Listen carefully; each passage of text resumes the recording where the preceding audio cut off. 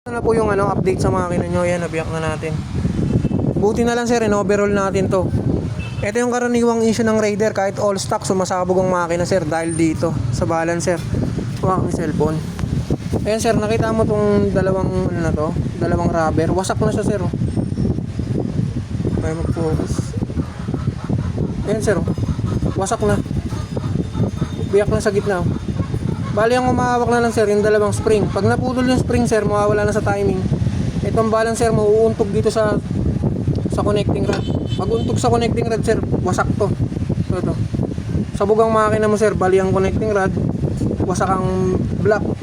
Ganyan ang mga nangyayari sir pag bumigay ito. Ayan o, tingnan mo sir. Wasak lang sa gitna o. Spring na lang ang umahawak sa kanya. Kabilaan o. Tapos sir, etong mo, for overall pala talaga. Tingnan mo si Kunyal sir, angat mo konti. Walog na.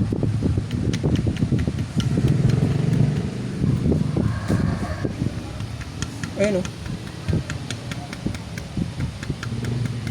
Lakas ang katok. Ayan sir o. Ito napalitan ko na yung damper mo sir. Yan yung bagong damper. Yung rubber nya. Ito yung luma mo sir oh.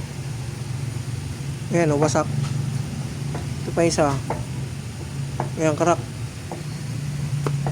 Tapos lahat ng bearing sir, bago yan oh. Yung mga graso po. Bago lahat yan sir. Ayan. Ito sa to? Sigunyal, bago rin yan. Ayan oh.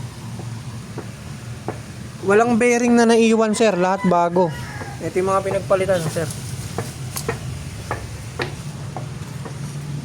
Update ulit ako sir pag pabuo na.